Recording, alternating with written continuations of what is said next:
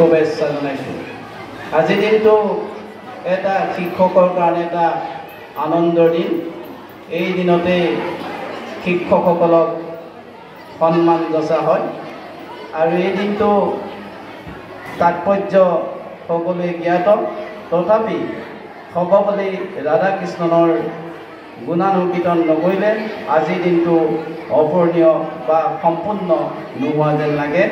আমি সকলোৱে জানো সৰ্বপল্লী ডক্টৰ সৰ্বপল্লী ৰাধাকৃষ্ণনৰ জন্ম হৈছিল তামিলনাডুত 1888 চনৰ 5 ছেপ্টেম্বৰ তিৰুতিনি নামৰ এখন সৰু গাঁও।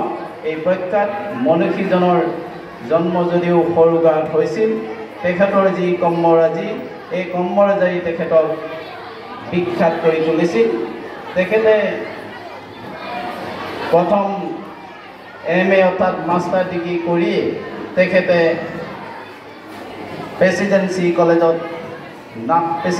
কলেজত অধ্যাপনা আৰম্ভ কৰে আৰু প্ৰেচিডেঞ্চি কলেজত অধ্যাপনা কৰি থাকোঁতেই এজন শিক্ষক হিচাপে যদিও দৰ্শন বিদ্যাত শিক্ষকতা কৰিছিল, তথাপি এজন শিক্ষক হিচাপে তেখেতৰ বাকপটুতা বাগ্মিতা বা ছাত্ৰ ছাত্ৰীক যি বুজোৱাৰ যি কৌশল, এই কৌশলটো সকলোৱে অভিভূত হৈছিলে। কাৰণ যেতিয়া তেওঁ ক্লাছ কৰা আৰম্ভ কৰিছিলে, সকলো ছাত্ৰ ছাত্ৰীয়ে তেওঁ ক্লাছসমূহ শুনিবৰ কাৰণে বা বুজিবৰ কাৰণে বাৰান্দাৰ চাৰিওফালে বা সকলোৱে আগুৰি ধৰি তেওঁৰ বক্তৃতাসমূহ শুনিছিলে। আৰু তাৰ পিছতে তেখেতক এই সুখিয়াতিৰ কাৰণে আমন্ত্ৰণ কৰিছিল 1917 চনত ৰাজমন্দিৰ কলেজলৈ। আৰু ৰাজমন্দিৰ কলেজত কিছুদিন অৰ্থাৎ 1 বছৰ অধ্যাপনা কৰাৰ পিছতে তেখেতে পুনৰ আমন্ত্ৰণ কৰিছিল মহীশূৰ বিশ্ববিদ্যালয়। আৰু মহীশূৰ বিশ্ববিদ্যালয় সেই সময়ত নতুনকৈ স্থাপিত হৈছিল। মহীশূৰ বিশ্ববিদ্যালয় নতুনকৈ স্থাপিত হোৱাৰ সময়তে অৰ্থাৎ 1918 চনত তেখেতক দৰ্শন শাস্ত্ৰৰ অধ্যাপনা কৰিবলৈ তেখেতক আমন্ত্ৰণ কৰিছিল। আৰু তেখেতৰ তাত কেইবাবছৰ চাকৰি শিক্ষকতা আৰম্ভ কৰি তেখেতৰ বাগ্মিতা বা ছাত্ৰ ছাত্ৰীক বুজোৱা যি কৌশল, এই কৌশলখিনি সুন্দৰভাৱে তাতো প্ৰতিস্থাপন কৰিব পাৰিছিল। আৰু তাতে তেওঁ 2 মূল্যৱান গ্ৰন্থ তেওঁ লিখিছিল। এখন আছিল ফিলচফি অফ ৰবীন্দ্ৰনাথ টেগুৰ, অন্য এখন আছিল ৰিলিজন অফ কণ্টেম্পৰাৰী ফিলচফি। এই 2খন গ্ৰন্থই তেওঁ সেই সময়তে জগতত বিখ্যাত হৈ আহিছিল। ইয়াৰ পিছতে 1921 চনত তেওঁ কলিকতা ইউনিভাৰ্চিটিলৈ তেওঁ নিমন্ত্ৰণ কৰিছিল।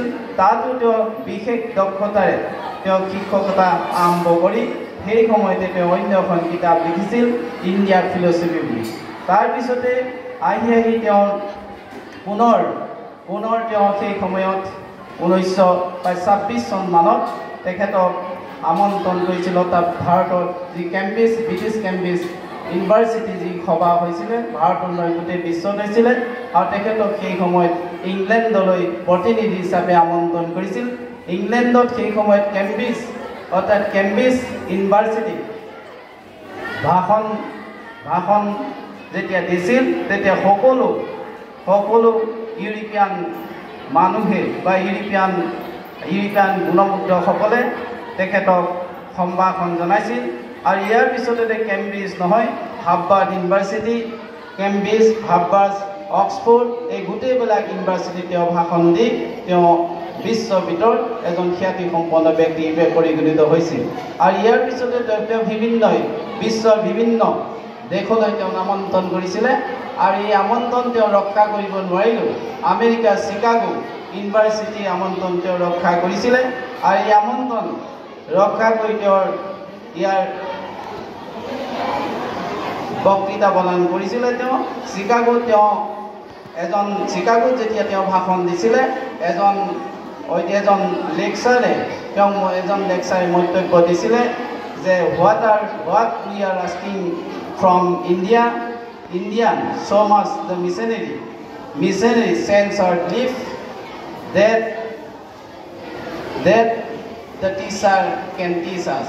and Radhakrishnan, we have found the teacher who can teach us. Another মন্তব্য কৰিছিল এজন ভাৰতীয় এনেকুৱা মানুহ আছে যিয়ে গোটেই বিশ্ব শিকাব পাৰে গতিকে এনেদৰে তেওঁ ভাৰতৰ উপৰাষ্ট্ৰপতি পদত যিটো পদ নতুনকৈ সৃষ্টি কৰিছিল সেই পদত তেওঁ অলংকৃত কৰিছিল ইয়াৰ পিছতে 1962 চনত তেওঁ কি কৰিছিল ৰাষ্ট্ৰপতি হিচাপে নিৰ্বাচিত হৈছিল গতিকে এনেদৰে এজন মনীষী এজন গুণমুগ্ধ আৰু এজন গুণৰাজী কৈ শেষ কৰিব নোৱাৰোঁ গতিকে তেওঁৰ গুণৰাজী আজিৰ দিনটোত ইয়াকে কৈ মোক চমু বক্তব্য সামৰণি মাৰিম ধন্যবাদ